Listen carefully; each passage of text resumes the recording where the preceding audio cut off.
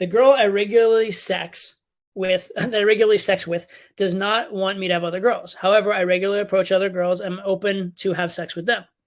On the long term, do you think it is important to negotiate the relationship and be transparent about my desires and practices, or just hide the truth from the girl to protect her from sorrow or risk unpleasant discussions or even a breakup? So, um, my personal preference in my own life is to be honest and upfront. Because number one, I found that I'm able to do it, and it's surprisingly, like, girls are surprisingly receptive to it, like more than I would have possibly expected when I started dating. So that's number one. But number two, because I think it will come out sooner or later, one way or another, right?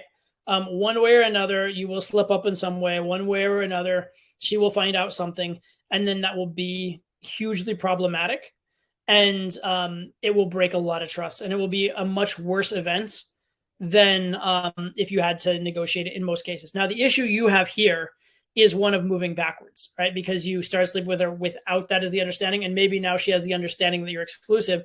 And so now you have this moving backwards issue, which makes it very, very dicey. But I would say if you had it to start again, I would much prefer to start it keeping it open than the other way around. And the beautiful thing is this, at least in the Western world, like in the United States and most of Europe, especially the United States, it's pretty much assumed that when you start sleeping with a girl, you don't owe her anything yet, right? It's expected that if you're dating, you're going to hook up with some people, and you're not really exclusive, or it's not considered that you're like dating seriously until second or third date, or maybe second or third time you've slept with them or something like that. And so what that means is that the status quo, the way things are, is that it's open, and there has to be a negotiation to make it closed, as opposed to it being closed and you have to negotiate to make it open. And so all you have to do to keep it open is not have that negotiation. And then if the girl is going to bring to you this, hey, I think we should be exclusive, understand that when she's saying that, that's because she likes you a lot, and the last thing she wants in the world is to lose you, right? And so she's looking at, like, she has this really good relationship with you that's open, and she's very happy with it. She would like to make it even, in her mind, better by making it a closed relationship. But what she really doesn't want is to lose it entirely by losing you, right? And so she's negotiating for this, but she's terrified of this, right? And if you make it clear that this isn't an option, but this is, and she can have this, she'll be like, no, I'll take this, right? Especially if you're providing a ton of value. And so typically in the moment when the girl's trying to come to you and negotiate to have it open, that's the moment when you have the most value. Or so she's trying to negotiate to have it closed. That's when you have the most value to keep it open. And so you're actually in a very good negotiating position. Now, I don't know in this case where you're at with this girl, or what you have or haven't negotiated and things like that. And so you have a few options. One is to just, be exclusive to the extent that you can. Another one is to try and negotiate and make it open. The other option is to consider cheating but not cheat, right? So, for example, you can see other girls and you can meet other girls, and you can potentially even go on dates with other girls. And then if another girl becomes a sexual option for you, that you'd be willing to take that other girl over this girl, or at the very least, you'd be willing to risk losing this girl in order to incorporate this other girl. If you get to a point where another girl has that much value, then you'd go talk to the girl and say, listen, we have to make this open. And if the girl says no, well, then you're comfortable leaving and going with this other girl, who hopefully you set the relationship up the right way if you want it open. And now you have the option of this girl who you like even more, who now it's an open relationship. And if that girl you like more doesn't come along, you keep sleeping with this girl, and it's not even an issue because you haven't cheated, right? So that's another option you can go with. There is, of course, the option of lying and going behind her back. But in my experience, that does blow up. There'll be like some dumb thing will catch you, right? You'll end up with like, a half a bottle of alcohol in your of wine in your fridge when you don't actually drink except when it's social, and she'll know that you had another girl over. Or she'll find a random blonde hair in your bed when she's brunette, right? Or you'll forget to you'll throw out the condom in the trash can. You'll forget to cover it up or take out the trash. She'll take out the trash and see the condom in the trash, and who the knows, right? Something will happen sooner or later, and it is going to come back to bite you in the ass. So, if you are trying to have a relationship based on a lie, it probably has an expiration date, and it certainly, its success will be dependent upon your criminal quotient, i.e. how good you are at lying and obfuscating and and hiding facts will be the determinant. It's going to be an effort. You're going to have to put in efforts to maintain the lie. You're going to have to tell more lies to maintain it. You're going to have to come up with excuses. You're going to have to tell the girl you were at some place when you were at some other place. And it's a lot of work, and it sooner or later is very likely to get caught. You're likely to get caught. There's this idea in, again, I don't know a lot about criminal law, like criminal justice and that kind of stuff, but there's this idea that like the advantage that law enforcement has against a criminal is law enforcement can mess up over and over and over again, and they could still catch the criminal. The criminal messes up one time, they're caught. Right. And so that's the issue, is you're putting yourself in the situation of being the person with something to hide. You put yourself in the situation where you mess up with a one little thing one time, you're caught. And so that's the issue there. Right. And it'll be some dumb thing. It'll be that like the girl calls you when the other girl's there and you have to explain what the heck it is. Right. Or even if you have a different phone, you'll forget to turn the ringer off and it'll ring randomly. You have like the telltale phone that rang randomly. So wait, what's that? You have another phone? And now all of a sudden you're caught. Right. So you just have to, one way or another, some dumb thing will happen. So it's just easier and better not to deal with that in most cases. Okay.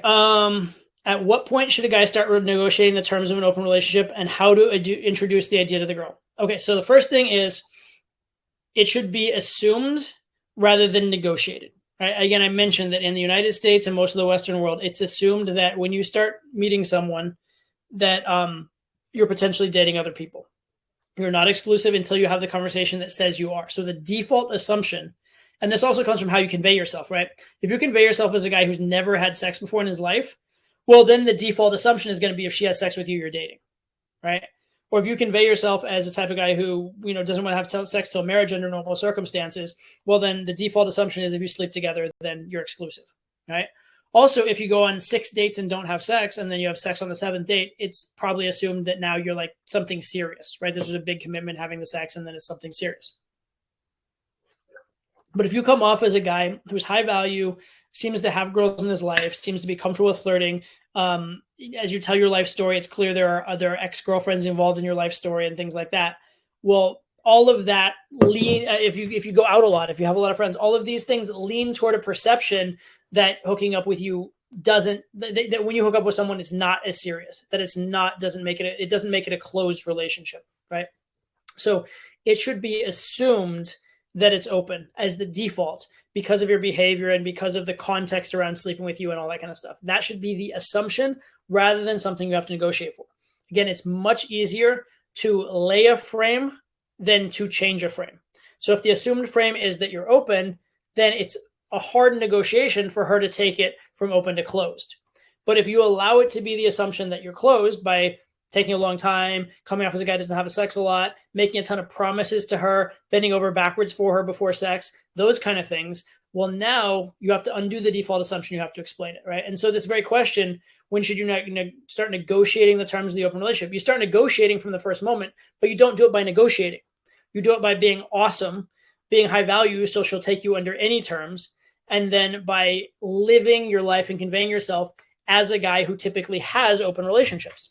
You convey yourself as the type of guy who does date girls as a regular part of his life. If that's conveyed, then you don't have to negotiate for it. She has to negotiate for not it. She has to negotiate for not an open relationship. And that's the position you should really be in, rather than the position where you're negotiating for the open relationship. Okay. So really, really, really keep that in mind. And keep in mind that the moment when the girl comes to you to negotiate for a closed relationship, that's the moment when she's decided she really, really likes you and wants you more than anything. So when you are having that discussion that she brought to you, that discussion of can we be more to each other, understand that her worst outcome is losing you. And so that's the position for which you want to be negotiating. Question is, do you see it happen often where a girl negotiates for a monogamous relationship and cheats soon after that, before you've even had a chance to lose your value? So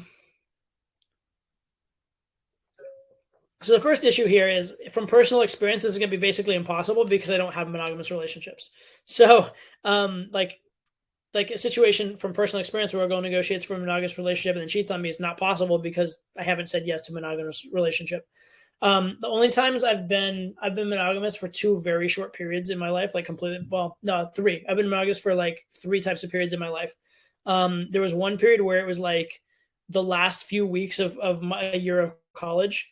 and I was really focused on finals, and I knew I wasn't going to go out at all anyway.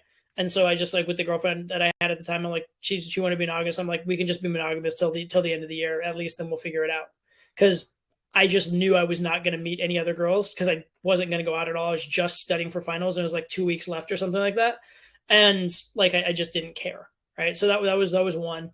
The second one was I had a girlfriend that I'd had for as a long distance relationship for something like more than 2 years.